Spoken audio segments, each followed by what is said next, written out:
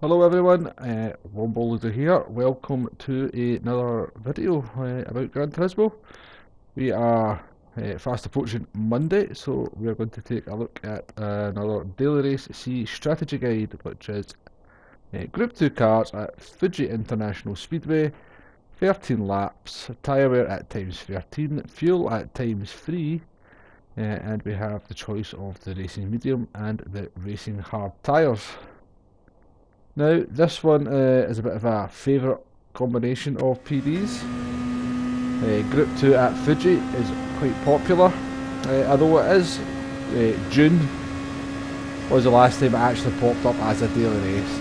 But it's quite a regular FIA event, Group 2 at Fuji. So people should be quite used to driving these type of cars around this track. Okay, as I said, this has been a combination before, so people are probably quite aware of the strategy. It really boils down to two options.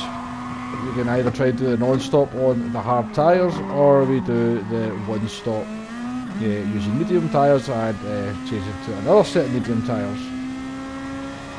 The first one we're just going to take a look at here is the non-stop on the hard tyres. I guess you could try it on the medium tyres, but times 13 tyre wear, I think you're going to run out of tyres come lap 8 or 9, and probably a little bit before that, and you're just going to have absolutely no speed whatsoever at the end of the race. So if you're going to have to do the non-stop, you're going to have to do it on the hard tyres, I reckon. The hard tyre, going by my testing, working out about a second a lap slower than the medium tyre.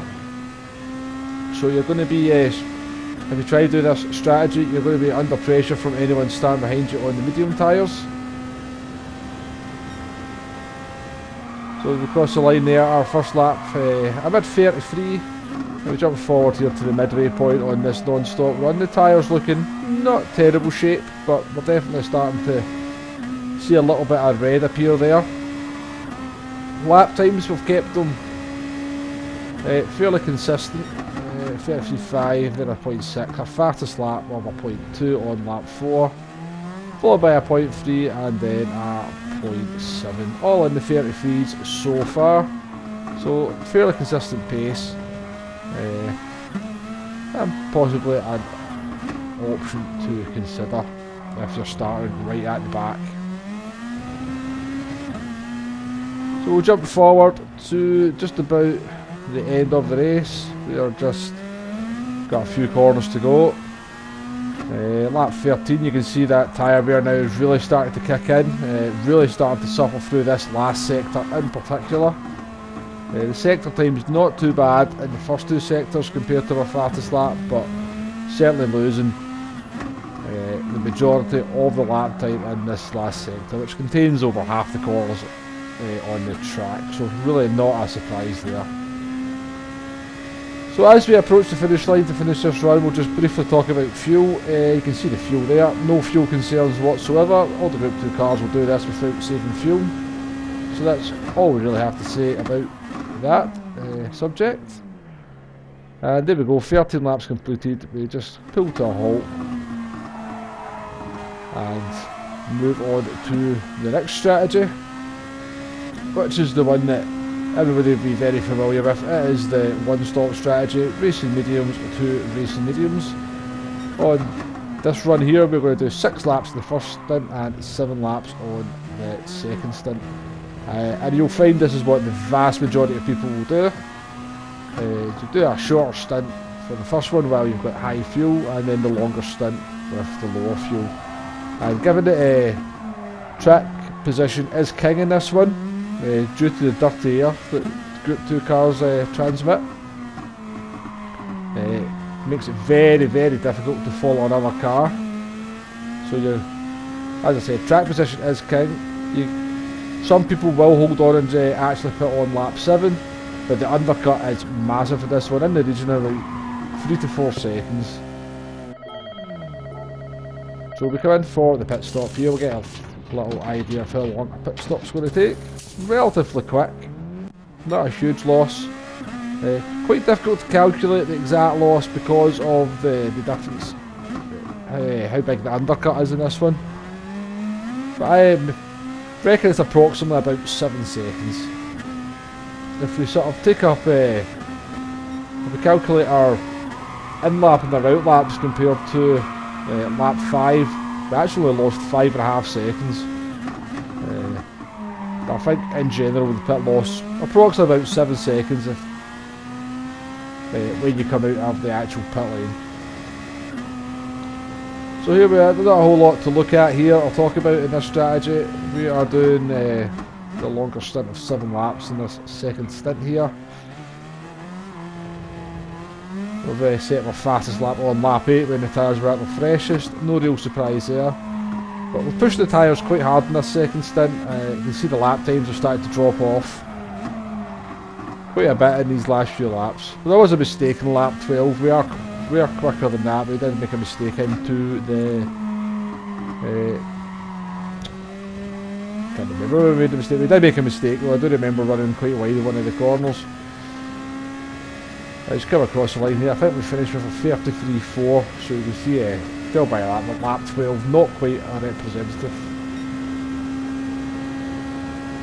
So this is the optimum strategy for this one. Actually works out about 10 seconds quicker than the non-stop. The non-stop came in at 20 minutes at 33.2, and the one-stop medium came in at 20 minutes and 22 seconds, 0.9.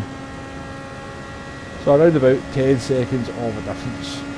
Now on the screen there you can see I have put on mandatory hard tyre. Now we have no indication from Kudos Prime whether the hard tyre is going to be mandatory. But I reckon, I have a sneaking suspicion, and I do actually hope it is the case, that it may well be mandatory to run that hard tyre. Now this was introduced to the daily races when we ran the Super Formula cars around Catalonia. Came a little bit out of the blue. It certainly caught a lot of people out when it was introduced. It's been a feature of FIA races for quite a while. So I'm hoping this is the first race since that Super Formula race where we actually had a choice of different tyres. We had the Group 3 race at Autopolis after Super Formula where we just had the hard tyre available, and then the Group 3 race at Laguna Seca where it was just the hard tyre available. But we do have the mediums and the hard available for this. So if the hard tyre was to be mandatory, what is the best strategy for this one then? Well, I think you're going to start on the medium tyres is going to be the best way to go.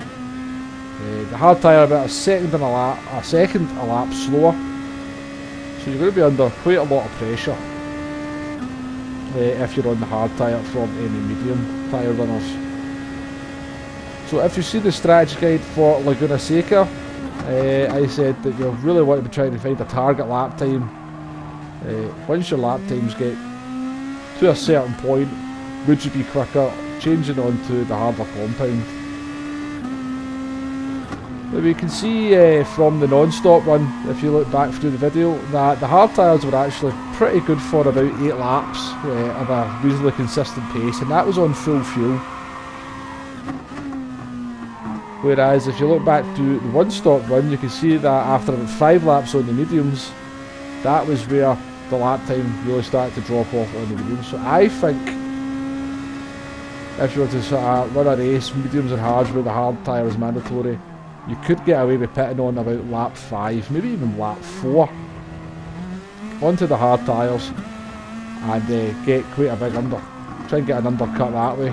Particularly if you find yourself stuck in traffic and you can see a gap.